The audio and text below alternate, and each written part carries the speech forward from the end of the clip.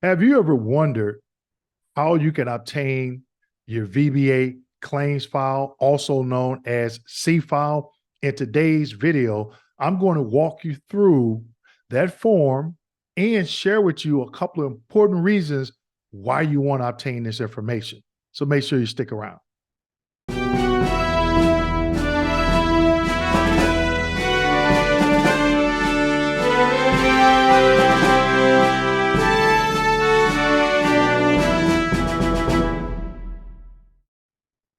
Hello, and welcome back to my channel. My name is Dwayne Kimball, owner and founder of KMD89 VA Claims Consulting, United States Army veteran, and retired VA rating specialist. In today's video, I'm going to share with you the form that you need to submit to VBA, Veterans Benefit Administration, to get a copy of your claims file, also known as C file. But before we get into today's video, make sure you go out and pick up my new book, VA Claim Success. It is definitely a game changer as you go through your VA claims process. You can pick it up on my website. If you do, I'll send you a signed copy, or you can go to Amazon and you can pick up your copy there. Now, today's video, in my live streams, in my training, and even in my consults, a lot of veterans do not have their VA claims folder, also known as C file. I'm going to show you the form and we're going to go through it. I'm going to show you where to submit it. And I'm going to share with you two important reasons why you should get this information. Okay. So I'm going to go ahead and share my screen and we're going to get right into it.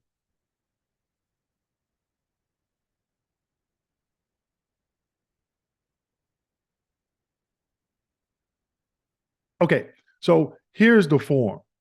This is one of the first pages, innocent instructions.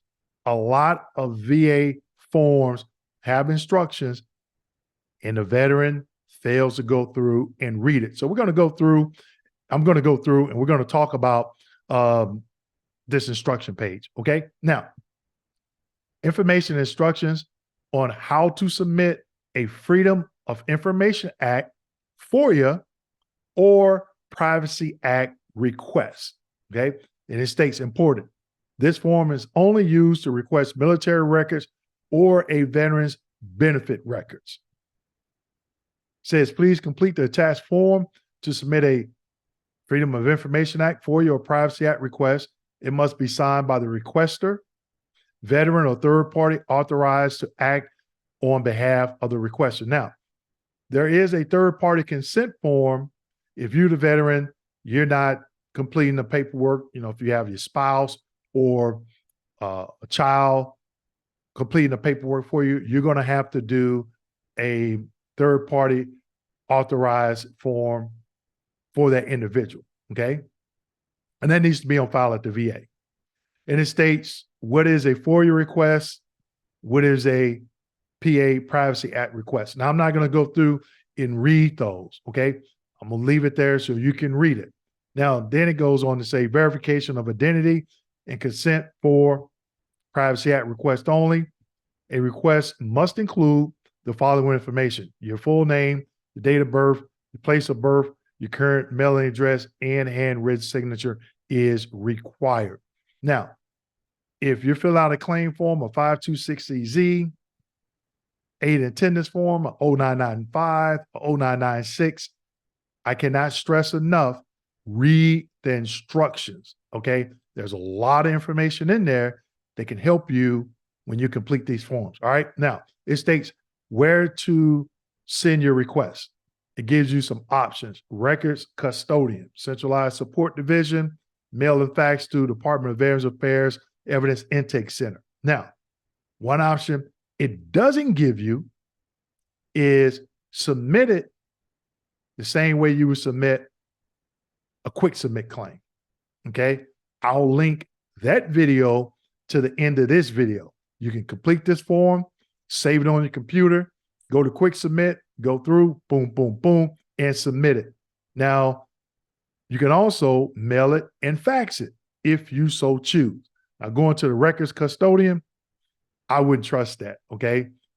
I would either do quick submit, mail, and fax it.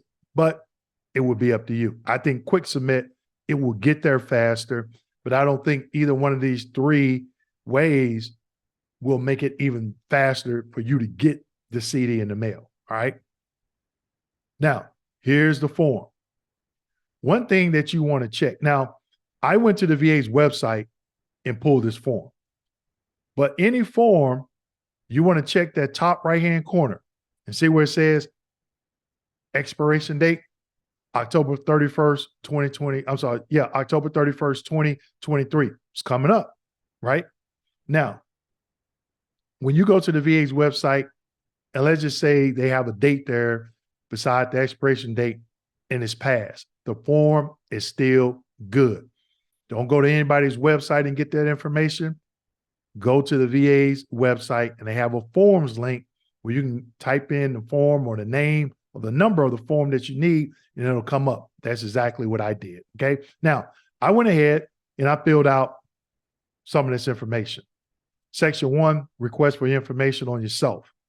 John Doe, got the name, first, last name, social security, date of birth, because remember, in the instruction section, it stated that you had to put this information in.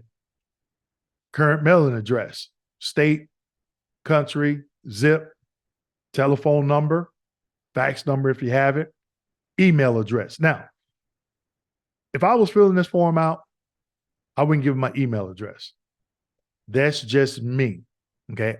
Because I think they would use that to, maybe if you needed another request or you put a request in and you want a phone call back, they got your email address. And I'm like, oh, you know what? I'm not going to call John Doe veteran. I'm just going to send them an email and I'm not going to give them the information that they're asking for, okay? So that's just me. If you want to, that's where you would put it, email address. And it states, yeah, check the box. I agree to receive electronic correspondences from the VA.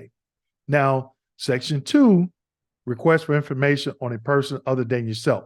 So again, if you are the third party, maybe a spouse, sibling, other veteran, then this is the information, you will put your information here, right? Also, at the top of every additional form, you have the social security number up at the top. So make sure you put your social security number up there, all right? Then section 2, request information on person other than yourself, continue. Name of the person you are requesting information on.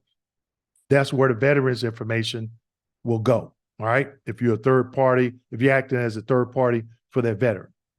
Section 3, compensation and pension records request. Now, I went through and I checked claims file. What does it have in parentheses? C file. I checked service treatment records, military treatment records. Now, those records are your medical records from active duty, often abbreviated STRs, service treatment records. Now, they are not your medical records from a VA medical center, okay? Get vets, I talk to them and they say, yep, I got a copy of my medical records. And I ask them, medical records from active duty? Yes. And then come to find out they're medical records from a VA medical center, progress notes. Totally different. What they're talking about here are records from your active duty service, which you went on sick call for, all right? DD 214, that's checked. Disability examination, CMP exams. A lot of veterans are going to these third-party CMP exams. You want to make sure you check that box to make sure you get these exams, all right? If you have any pension benefit documents, you can check that. I checked that, and I put any and all records in C file, claims file. You want everything, the whole kit caboodle. Official military personnel file. Now, I was in the Army. Your military personnel files, they could include your OERs, your NCOERs, if you completed any leadership development courses. Your orders may be in there. When I received mine and on a CD, they had a lot of my recruiter paperwork, the paperwork that my recruiter filled out. Okay. And my NCOERs, they had those in there. My orders taking me to BNOC, et cetera. 201 file. They had that in there, copy of that in there, all of that. All right. They even had my ASVAB test scores. All right. Section 4, all other benefit records requests. Voc, rehab, education benefits, home loan. If you want that stuff, you can check that box, those boxes as well. Now, if you know the regional office that has jurisdiction over the claim, which you wouldn't, because now everything is virtual. But if you are a VA employee at a regional office, then you know that your claim cannot be handled by that regional office. It has to be at another regional office. So you want to put that regional office down. Okay. Then the remarks section. I would like a complete copy of my entire VBA C file, also known as my claims file, to include all of the check boxes in section 3. All right. Willingness to pay fees, leave that blank. They'll give you a free copy on CD unless you want it printed. Then that's a different story. Okay. Then again, here's page 4. Social Security number at the top. Then it's asking requested certification and signature. You have to sign it here where it says John Doe in the month, date, and year. Okay. So pretty much straightforward. Okay. Now, don't forget, go to the VA's website, va.gov. Look up forms. And when you get to that link, you put in FOIA, for abbreviated for Freedom of Information Act, or Privacy Act request. That document will come up. That's exactly what I did. Now, what are 2 important reasons you want that information? One, if you're doing a high-level review, you want everything that adjudicator looked at when they made that decision, whether they denied the benefit, granted the benefit, if you feel they have the incorrect effective date, if you feel they have the incorrect percentage, you want that claims folder, okay? The second reason, if you are getting a private DBQ completed disability benefit questionnaire, one of the things that doctor is going to need is that claims file, because they need to put in that DBQ that they review your claims file. All right. So that's the second reason why you want it. Go ahead and put this request in now if you already have it. It takes months to get it. I've heard veterans say 2 months, 4 months, 8 months. It took them 11 months to send me mine. Okay. But I already had a paper copy. I just wanted it on a CD. All right. A lot of manpower is not putting into veterans' requests to get a copy of this CD. VA doesn't make it a priority. They get to it when they get to it. But if you're doing a high-level review, you have 12 months. So you need to put that request in now. So in the comment section, let me know if you've already put the request in and received your CD. Let me know how long it took. If you haven't, let me know how long you have been waiting. All right. So with that being said, make sure you like, subscribe, hit that notification button, and don't forget to share this video with your fellow veterans. Thank you.